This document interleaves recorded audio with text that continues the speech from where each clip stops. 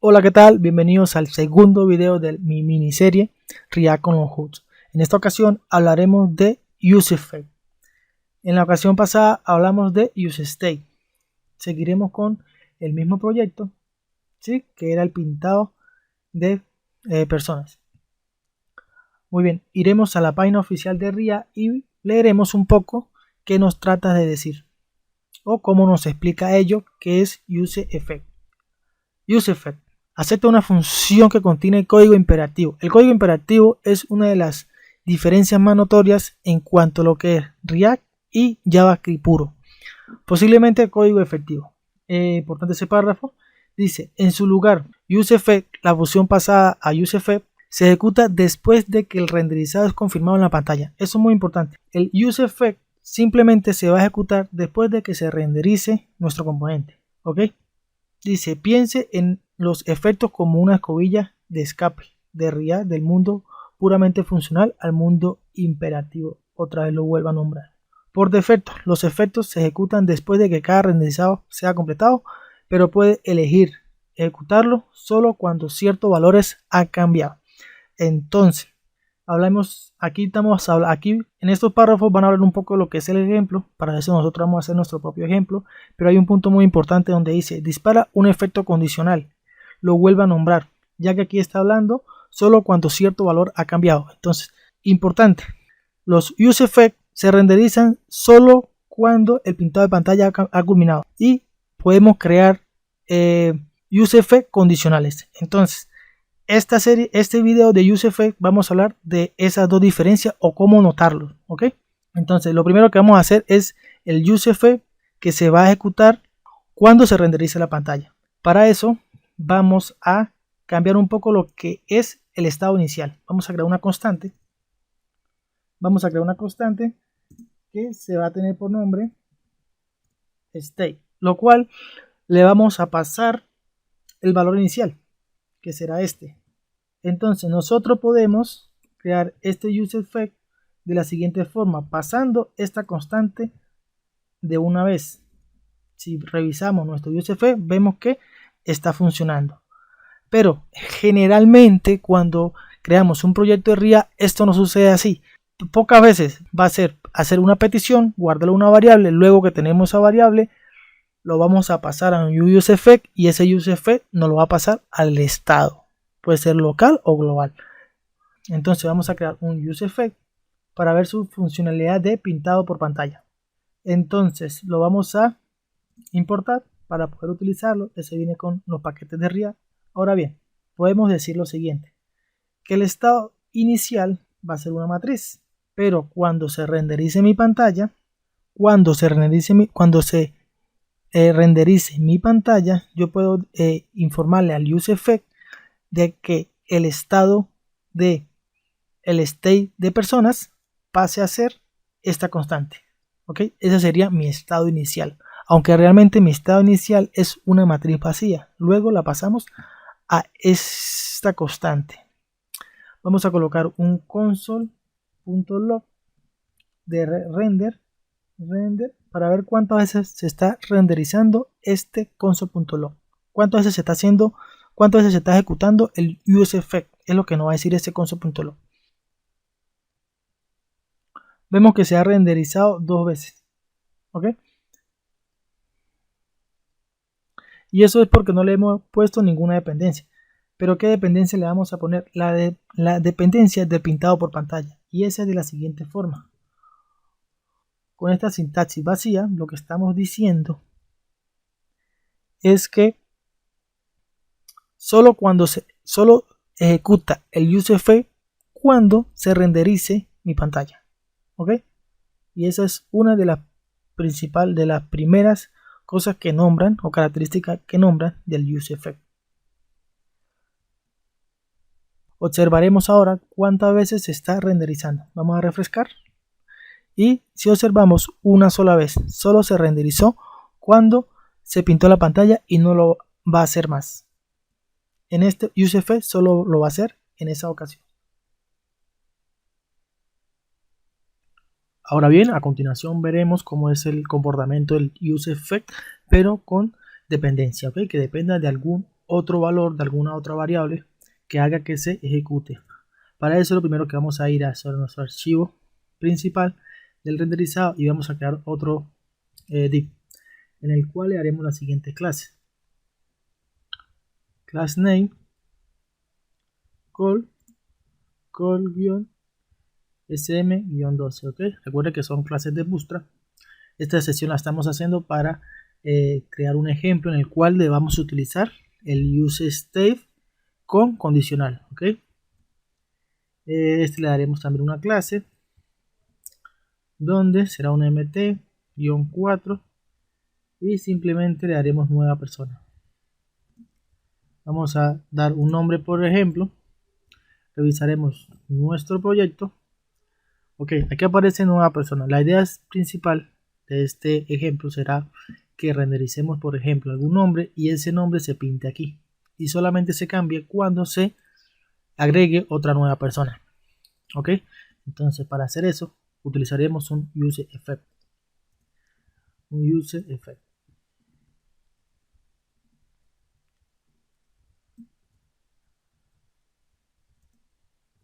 Pero entre los corchetes este useEffect va a ser dependiente de algún cambio. ¿Y cuál es el cambio que nosotros vemos dentro de nuestra aplicación? A lo que se cambie persona. Ok, igual vamos a intentar generar el código primero para ver de quién depende. Primero vamos a ver el código interno y así nos daremos cuenta si depende de algún valor o no, donde crearemos una constante llamada nueva persona y será igual a que crearemos una concatenación de JavaScript y le diremos que esa nueva persona tendrá por nombre persona.nombre concatenado con persona.apellido.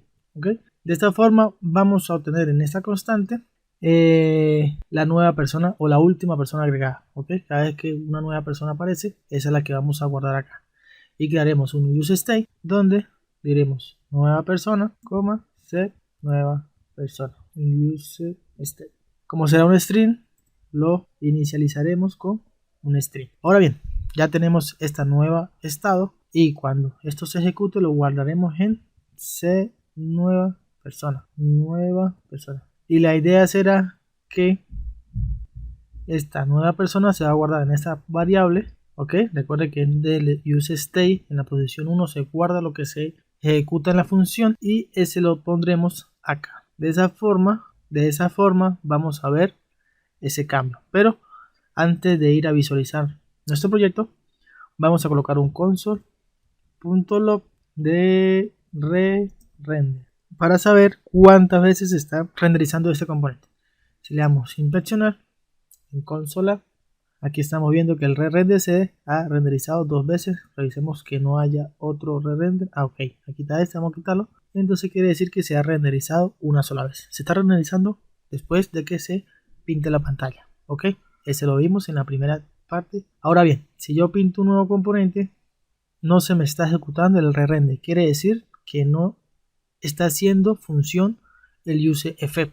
Eso es porque él depende de un valor que es persona.nombre y persona.apellido. Aquí el console.log me lo muestra. Entonces, si yo introduzco una variable dentro del useEffect que me genera un cambio, cada vez que esa variable cambie, pues la pongo como dependencia de mi función useEffect.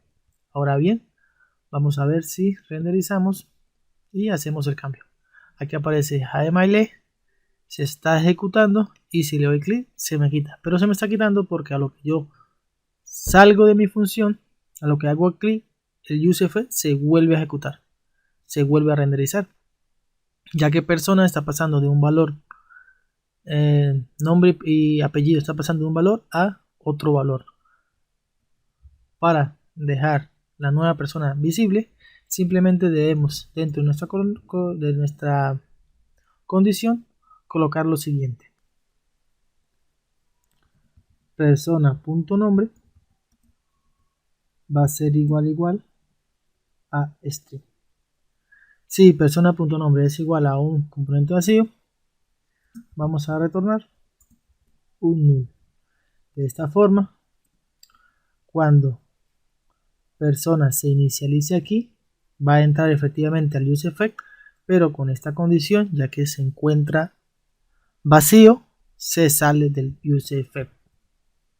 Ahora bien, como resultado tendremos que nueva persona va a guardar esa nueva persona hasta que haya otra nueva persona. Por ejemplo, JSON dep, y si guardamos, acá se nos permanece la nueva persona y solo va a cambiar cuando agreguemos a otra. De esa forma ya cambió. Ahora bien, vamos a acomodar un poco nuestro código. Ya vimos lo que era el useEffect con dependencia y vimos el useEffect solo con pinta de pantalla. Pero vamos a cambiar un poco nuestro componente, ya que todo se encuentra en el app. Para eso vamos a crear un archivo dentro de src con nombre componentes, el cual pasaremos tres archivos principales, que es el form.js. También le vamos a pasar el pintado de personas y el pintado de nueva personas.js. Ok, yo estoy utilizando un autocompletado para lo que son los componentes, así crearlo rápido. Es una extensión de cron. Y este form lo exporté como una constante. Vamos a ver, dame la diferencia de eso. El nueva personas lo estoy exportando como una función de default, ¿ok? Y el persona lo va a exportar de igual la primera manera, como una constante. Ahora vamos a la app, vamos a dejar las filas y vamos a copiar las columnas. Este viene siendo mi componente de formulario y lo voy a copiar acá. Ok, en el app voy a buscar mi componente de columnas. Este viene siendo mi componente de pintado de personas. Lo voy a copiar acá también. Y me falta el componente de nueva personas, que sería este. Ok, vamos para nueva persona y lo vamos a utilizar. Ahora vamos a importarlos, pero para importarlos lo vamos a hacer de una manera más fácil. Vamos primero a llamar al componente y aquí podemos observar la ruta de ese componente. Lo encuentra dentro de nuestro proyecto, en la carpeta componente, y si le damos clic, vemos que me lo ha importado con llaves. Eso lo ha hecho mismo Visual Studio Code y lo importa con llaves porque from es un componente de constante. Volvamos otra vez. Vamos a ver ahora el caso de el pintado de personas.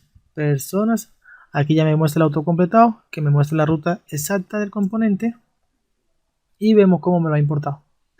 Me lo ha importado también como llaves. Vamos a ir hacia el componente y es porque efectivamente es una constante. Estamos exportando una constante que esa constante pues es una función.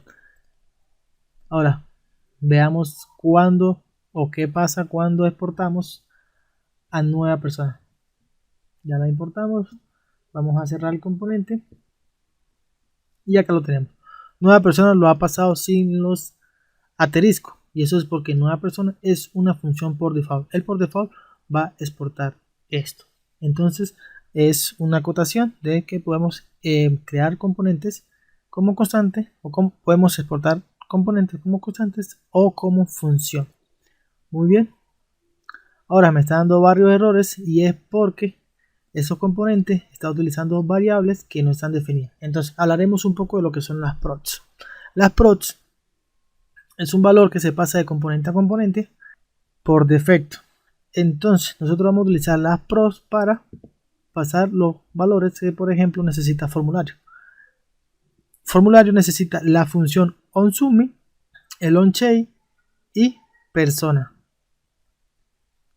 Necesita esas tres variables. Ahora nos vamos hacia el formulario y vamos a escribir lo siguiente: onSubmit va a ser pasado por props con el mismo nombre.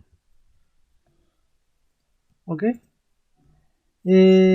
vamos a crear otra constante que va a ser onChange, que va a pasar una función que se llama onChange. Entonces el onSubmit es la función constante que tenemos acá y el onChange igual. ¿ok? Y la otra variable que está utilizando mi componente formulario es persona. Buscaremos persona para pasarla por props, que será igual del mismo nombre. Ahora bien, lo que debemos hacer luego de pasarla por props, irnos hacia el componente y recibirla. Y la vamos a recibir a través de esta función. Pero vamos a ver por qué props. Si yo creo una constante que es igual a un submit, on chain, persona, y eso va a ser igual a la props,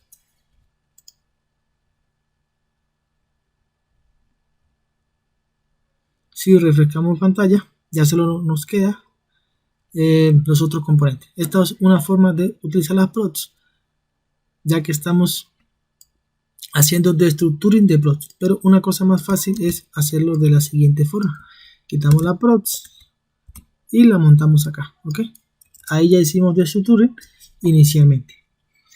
Ahora bien, nos vamos a ir hacia persona y vemos que persona necesita personas para poder hacer el mapeo, ¿ok? Entonces la vamos a pasar por parámetros, por props, como personas. Nos iremos al app.js y en personas pasaremos personas. Recuerda que la estamos pasando por props. Muy bien. Y dentro de nueva persona visualizaremos qué variable necesita para así pasarla. Ahora necesita nueva persona, la vamos a pasar por acá por props. Y en app.js lo vamos a utilizar.